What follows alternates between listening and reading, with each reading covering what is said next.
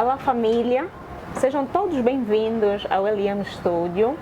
É mais um prazer ter-vos aí para mais uma vez desfrutarmos do nosso programa Conversa ao Ar Livre. E para você que nos acompanha, desejamos sempre o melhor para si e esperamos que estejam com uma ótima disposição. Hoje o nosso programa Conversa ao Ar Livre traz um tema pertinente, atual e atuante. O tema da nossa conversa será a influência de uma mulher na prosperidade familiar. Para nos ajudar então a esclarecer esse tema, estaremos conosco aqui a engenheira Araralita Kalik, ela que é esposa e mãe, também vai nos ajudar a esclarecer em torno desse tema. Desde já estendo as boas-vindas a ela. Muito boa tarde, engenheira, seja bem-vinda. Boa tarde a todos. Muito obrigada pelo convite. É um prazer estar aqui e falar sobre o papel da mulher na prosperidade familiar é útil, como disseste, e espero contribuir com o meu conhecimento e prática e para que nós possamos abordar e fortalecer assim as nossas famílias. Muito obrigada. Agradecemos imenso por ter aceitado o nosso convite. Obrigada. Engenheira, em síntese, poderias nos dizer qual é a influência da mulher na prosperidade familiar? Certo. Eu acho que o papel da mulher na prosperidade familiar é central. É muito abrangente, desde o cuidado dos filhos e a promoção de uma atmosfera saudável na família.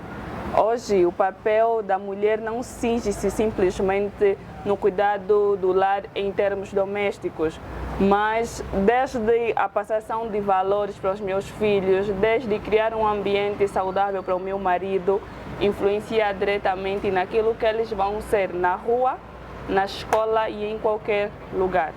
Então eu acho que é fundamental essa influência que a mulher exerce sobre a questão de saúde na família. Muito obrigada, engenheira. Na qualidade de ser mulher, esposa, acha que o seu papel influencia positivamente nos resultados da prosperidade familiar? Claro que sim, influencia e muito. Porque hoje, né, socialmente atribui-se à mulher o cuidado das coisas domésticas da casa, certo? Mas religiosamente falando, né, o cristianismo nos traz à tona que a mulher não pode ser simplesmente uma submissa passiva.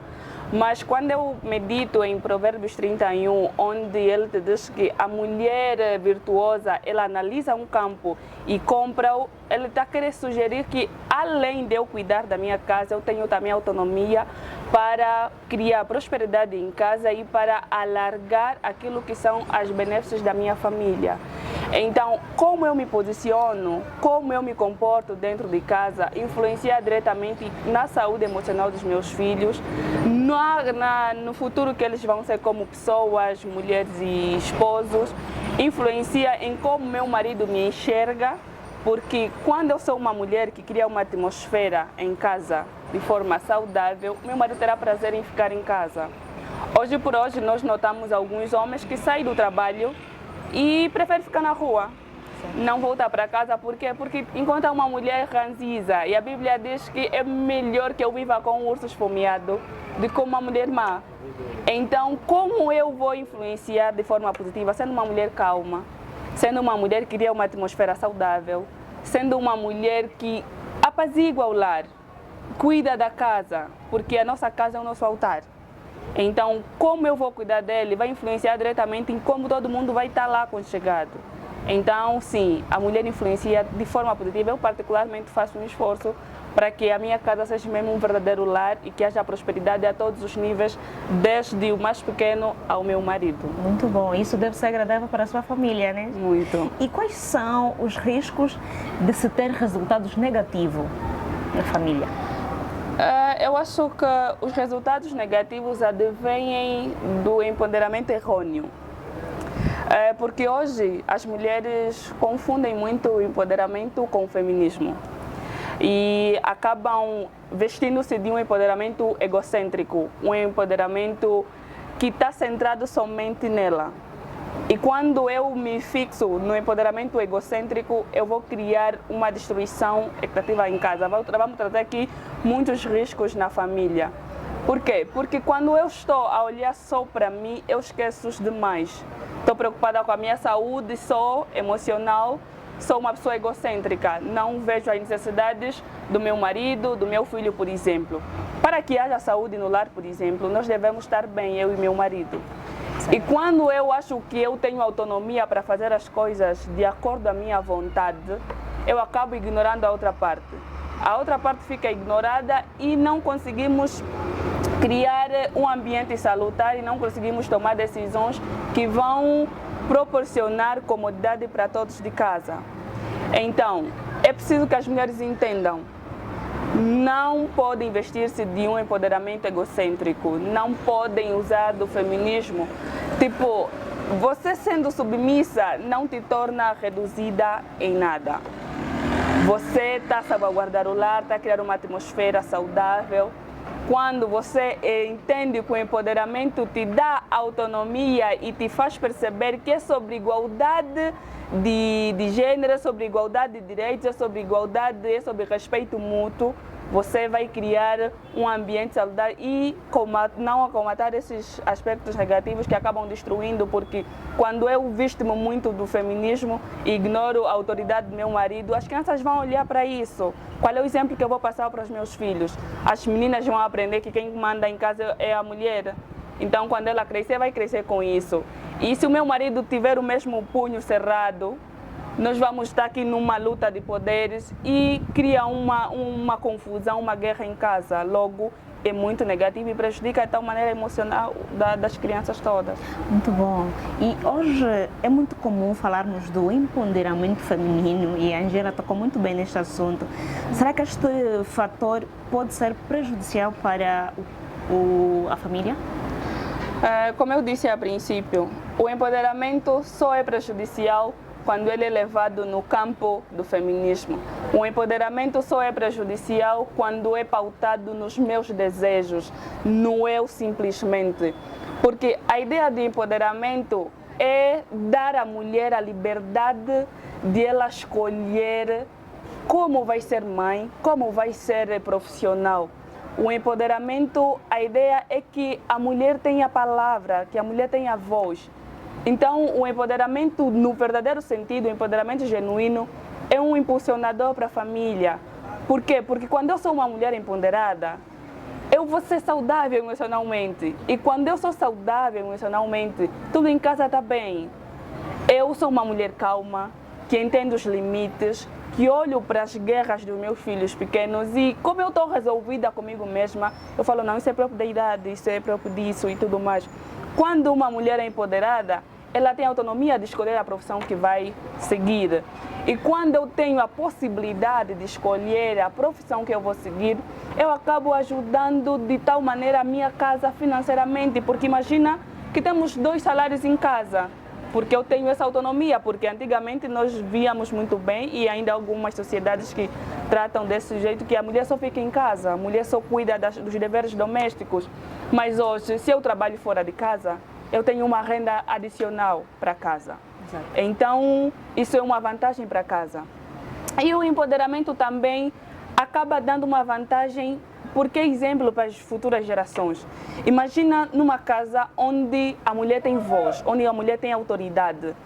As crianças vão aprender, as meninas principalmente vão olhar e vão ver que elas têm a liberdade para sonhar, para criar, para buscar outras coisas. E os rapazes vão aprender sobre respeito mútuo, porque onde há empoderamento saudável, as tarefas são repartidas, as opiniões são divididas e respeitadas.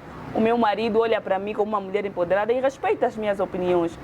Eu tenho uma palavra, porque a Bíblia nos instrui isso, tipo, a mulher sábia será honrada.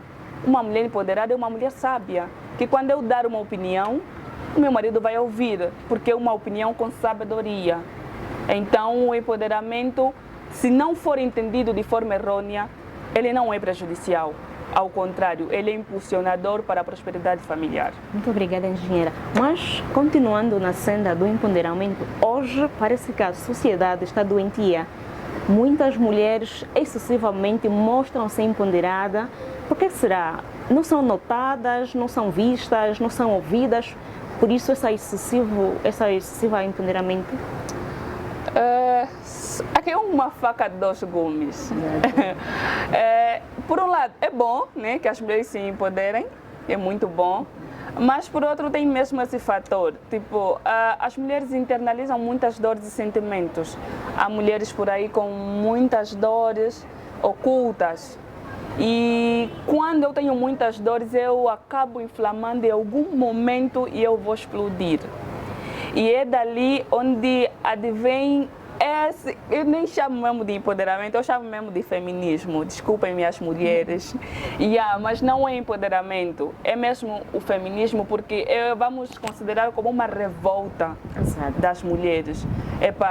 Massacraram-me por muito tempo, pisaram por muito tempo, não me deram voz. Agora que eu tenho voz, vou me esbaldar e vou além dos limites. Então, eu acho que isso deve-se ao fato da opressão emocional que muitas mulheres sofrem em casa, sofreram ao longo do tempo. E em algum momento chegou aqui alguém que me apregoou que eu preciso cuidar mais de mim, que eu preciso ser mais eu, preciso me amar mais. E saiu e todo mundo agora acha que é empoderado e acaba desconstruindo aqui uma ideia errônea sobre empoderamento e acaba destruindo aquilo que é a paz que devia ter nos lares, na sociedade em si. Porque esse tal empoderamento, todo mundo está empoderado, todo mundo acha que pode, acaba criando não só atritos mesmo dentro das famílias, mas você vê na sociedade em geral, as mulheres acabam competindo entre si, ninguém respeita as habilidades e talentos alheios, ninguém respeita mais a opinião alheia porque acha que ela também é empoderada. Então, uma opinião contrária fere a minha autossuficiência, a minha autoestima. Então, é complicado. Exatamente. Muito bom, engenheira. E, por outra, o que pode estar na causa da não participação ativa da mulher dentro da família? É a opressão dos homens. A limitação social, né? Como isso é enraizado, é desde raiz, de baixo. Desde sempre nos educaram que a mulher cuida da casa e o homem é o provedor financeiro. E essas limitações acabam inibindo a mulher. Porque imagina, se o meu marido não permitir que eu me empodere, eu vou ter limitações em casa. Não vou ter como opinar, porque uma mulher que depende do marido a 100%, né? O marido é o provedor financeiro, vai, busca, traz e tudo mais. E tem os maridos com mau feitio, que ainda, além de ser, né, ele é o provedor financeiro a todos os níveis, também que fazia as compras de casa. Ele chega e a lista e traz tudo, praticamente. A mulher, se tiver a possibilidade de comprar algo, é só o tomate. Imagina como é que eu vou opinar nesse casamento, como é que eu vou ter autonomia para falar qualquer coisa. Não, amor, precisamos reparar essa parede. Não, amor, a lâmpada. Se o único que traz em casa é uma pessoa e essa pessoa não me dá liberdade. Então, se calhar por causa desse comportamento que muitas mulheres manifestam o empoderamento excessivamente, deve ser por isso? Isso também contribui, porque é o que eu disse, a revolta, né? Chega um momento que a mulher fica revoltada. E essa revolta que vai fazê-la agir de uma maneira não muito sábia às vezes, porque há homens que reclamam. Não, a minha mulher, a mulher estava em casa ali e depois de algum tempo ela conseguiu um trabalho, conseguiu um negócio e depois ela passa a se comportar de uma maneira um tanto quanto saidinha e ele fala só porque trabalha. Não, não é só porque trabalha, mas é porque em determinado momento da tua vida você tratou ela por ela ser uma provedora passiva, você tratava com você que vai às compras, ela fala quero isso com dinheiro de quem? E chega um momento que ela também conseguiu alguma coisa, ela vai se comportar desse jeito com esse empoderamento errado. Ela vai falar, agora é minha vez de brilhar, e vai mesmo brilhar. E você vai falar, não, só porque trabalhar, não, vai esquecer todos os seus comportamentos lá anteriores, que a fizeram com que ela adoecesse emocionalmente e se tornasse nessa mulher rígida e ranziza. E vai esquecer que afinal isso adveio do teu comportamento passado. Então, os homens precisam ter esse cuidado né? É necessário que eles deem autonomia às mulheres, independentemente se você é o único que trabalha, independentemente se você é o único que traz as receitas de casa, é necessário que você dê a liberdade para a tua esposa, faça ela se sentir útil, faça ela se sentir importante, opina, porque às vezes não é só sobre trazer receitas em casa, é sobre construir uma prosperidade com ideias lógicas, com ideias sábias, porque se um império não se faz só com dinheiro, mas faz-se com ideias, planos e criatividade. Às vezes a tua mulher pode não trazer o dinheiro agora, mas tem ideia, e é o que se diz, né? Por trás de um grande homem tem uma grande mulher. Certo. Então ela vê e ela enxerga o que você não enxerga. Ela consegue sonhar, às vezes, o que você não sonha. Por isso que diz, um homem com sonhos precisa de uma mulher com visão.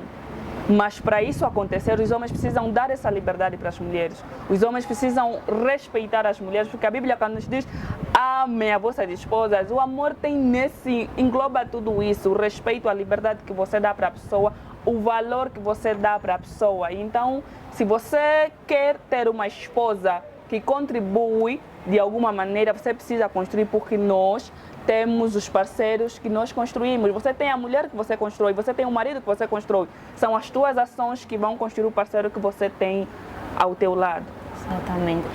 E estaríamos a entrar em uma outra questão. A falta de comunicação conjugal, será que também influencia na família? Muito. É sobre isso. As relações precisam de conversas difíceis. Os diálogos são essenciais. Imagina, né, numa casa onde eu estou no meu canto e você está no teu canto.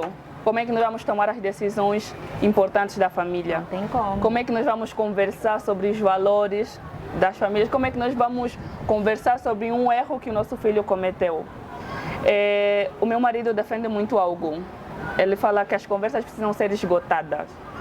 E muitas das vezes nós usamos o silêncio como subterfúgio. Imagina que tu tens um marido que sai na quinta, volta na segunda. Às vezes sai na sexta, volta no domingo. E aquilo vai ocorrendo. Chega um momento que a mulher fica cansada.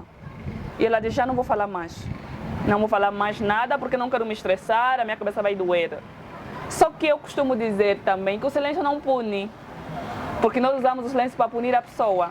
Só que o silêncio não pune, o silêncio afasta, o silêncio cria ruptura.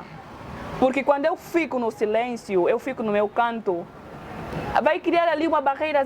Você pode se acostumar a não falar mais comigo e eu também vou me acostumar a não falar mais contigo. E se calhar uma ou outra vez vamos conversar sobre um assunto. E aquilo acaba criando, roturando toda a intimidade do casal, acaba roturando toda a afeição que devia ter ali. Então a falta de comunicação é prejudicial. É necessário que os casais conversem. É necessário que haja conversas difíceis para resolver os conflitos dentro da família. E atenção, deve ser um diálogo, uma comunicação saudável. Porque a Bíblia nos orienta em Tiago 1,19 que devemos ser lentos ao falar, né? E tardios ao se irar. Ou seja, nós precisamos, diante de um diálogo, estar prontos para conversar. Muitas vezes, nós vamos para uma conversa com duas pedras na mão. E você nem ouve de maneira coerente o que o outro está a dizer. É como se os dois quisessem se atacar logo. Assim mesmo, você olha para ele e fala, podes falar, vais ver como eu vou te responder. E você nem está a ouvir o que a outra pessoa está a dizer. Então é necessário que se ouça mesmo com coerência, você tem que ouvir com verdade. E outra coisa, Efésios nos remete que nós devemos que não saia nenhuma palavra torpe da nossa boca. Ou seja, tudo que vem da nossa boca tem que edificar. Então, numa conversa difícil, para assuntos difíceis da família, as palavras devem ser controladas. Você tem que controlar as palavras de tal maneira que não firas a outra pessoa. Porque quando você me ferir, falar, tá bom, vou encerrar a conversa. Exatamente. Tá bom, chega, tá bom, tens razão, acabou. Não é porque deste razão que nós resolvemos o problema.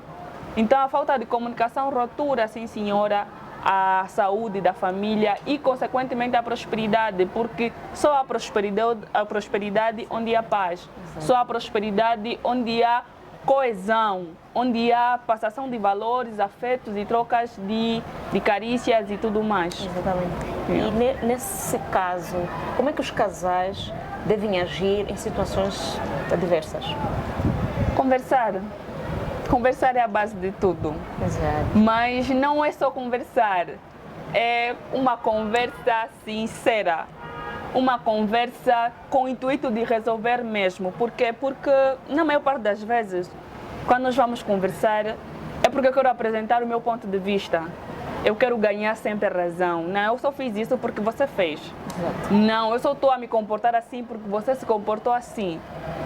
A ideia de conversa, a ideia de evitar problemas maiores é você ir com o intuito de resolver a questão, de resolver a situação. Certo. Eu costumo dizer que às vezes no relacionamento é necessário engolir sapos para ter paz. E relacionamento não é competição. Exato. Nós precisamos entender que o relacionamento é como uma equipe de futebol. Onde nós jogamos, posso estar no banco agora e você está, eu lança, deu ponta, vai lançar, mas a vitória do time abrange a todos nós, desde os técnicos ao guarda-redes. E o que acontece? Nós hoje olhamos o nosso casamento como um ringue, um quartel de guerra, tipo quem é o que ignora mais, quem é o que aguenta ficar mais tempo sem mandar mensagem, sem dar a palavra a outra pessoa, quem é o que tem mais dinheiro, quem é o que traz mais receitas. Não é sobre isso. Relacionamento não é uma corrida de 100 metros. Devemos aprender isso muito bem. Relacionamento é coesão, relacionamento é treinamento, é equipe, é algo. Se você vence, vencemos juntos, nossos filhos vencem também. Se você vence, a tua família toda vence, eu também. Se você está feliz, eu estou feliz. Então não devemos nos alegrar quando eu ganhei a discussão. Não, ganhei, lhe mostrei que eu sou. Não, não é sobre isso. Não é sobre isso, é sobre cuidado mesmo. Então, o relacionamento é um assunto sério, gente. Muito sério. Muito bom. E, Angela, em muitas ocasiões, algumas pessoas afirmam que as amizades podem ajudar muito na questão da família. O que é que nos tem a dizer? Depende. Tem que balançar. Sim, sim. Socialmente, né? As amizades servem como apoio, mas há que se escolher muito bem. As amizades ajudam na prosperidade da família desde que respeitem os limites conjugais. Exatamente. Imagina você, um amigo que te tira de casa quinta para te devolver no sábado. Um amigo que sabe que tu és casado e te apresenta umas meninas lá na convivência, na drena. Um amigo que sabe que tu tens família, mas 0 horas ainda está a falar, a adrena não acabou. Ele vai criar conflitos para ti em casa. Ele vai criar um embaraço lá em casa que você não imagina. Então é dali que a Bíblia diz que as más companhias corrompem os bons costumes. E eu entendo aqui que as amizades devem ser escolhidas com sabedoria. As amizades devem ser escolhidas com cautelas e limites. Há que escolher os amigos, aqueles que abonam para o teu relacionamento. O casal deve delimitar isso. Porque há muitos relacionamentos que acabam estragando por causa do amigo e tem muitos homens até com cara de pau. Ele diz que, quando me encontraste, já me encontraste como um amigo, assim, nós crescemos juntos. E acaba roturando a família. Então, o segredo é escolher amigos que abonam para o meu relacionamento. Exatamente. Então, o papel de um amigo deve ser de construir ou ajudar o desenvolvimento conjugal do amigo e não de ser aquele amigo destrutivo. Assim mesmo. Exatamente isso. Muito bom. E, Engenheira, que recomendação deixas para as mulheres cá na nossa província, no país, no mundo geral? Certo. Para as mulheres do BIE, e não só, eu recomendo que elas busquem sabedoria, que elas busquem conhecimento, porque a casa constrói-se com sabedoria. É o que a Bíblia diz, né? A mulher sábia edifica o lar e a tola derruba com as suas próprias mãos. E como é que eu vou edificar um lar com sabedoria? As mulheres precisam ter um tempo de intimidade com Deus. É tudo sobre Deus. É Deus quem renova as tuas forças, é Deus quem vai te capacitar dia após dia a ser uma boa mãe, a ser uma boa esposa, porque convenhamos aqui que o trabalho de casa, ser esposa, trabalhadora de fora, é muito cansativo, é muito pesado. Mas a cada dia que você levantar, se você olhar para Deus e falar, Deus me renova, Ele vai te renovar. E é dali onde você também vai criar forças para se empoderar mais. Então, mulheres criam redes de apoios, participem em palestras, workshops, onde você adquira saúde emocional. Porque quando você estiver bem emocionalmente, você vai ser uma ótima esposa, você vai ser uma ótima mãe, você vai ser uma ótima profissional no local de serviço. Então, criem e busquem conhecimento. Temos aqui, o Cuito agora evoluiu muito, sim, há muitos chás de mulheres, há muitas palestras, então adiram, vão lá, participem e se empoderem mais, porque senão, quanto mais saudável tu fores, melhor pessoa tu serás. Exatamente, Engenheira. Para concluir, dicas assim específicas para se ter prosperidade familiar. Sejam empreendedoras. Certo. Criem, sejam ousadas, ousem, arrisquem, arrasem mesmo. Começa no gelado, não precisas trabalhar na Sonangol para você ajudar na prosperidade familiar. Começa no gelado em casa, faz um curso, existe um universo de coisas para fazer. E seja ousada simplesmente. Quando você ousar, o universo vai trazer tudo para ti. Exatamente. Serem ousadas, mas não empoderamento excessivo. O empoderamento é saudável, só não sejam feministas, por favor. Muito bom. Muito obrigada, senhora Araralita Calica, por esta conversa, por esse esclarecimento em torno do nosso tema. E agradecemos a ti que nos acompanha e continue a nos acompanhar. Para mais informações sobre este assunto e entre outros temas, convidamos-lo a subscrever ao nosso canal LM Studio 92. Bom proveito a este programa e até o próximo. Tchauzinho. Tchau, tchau.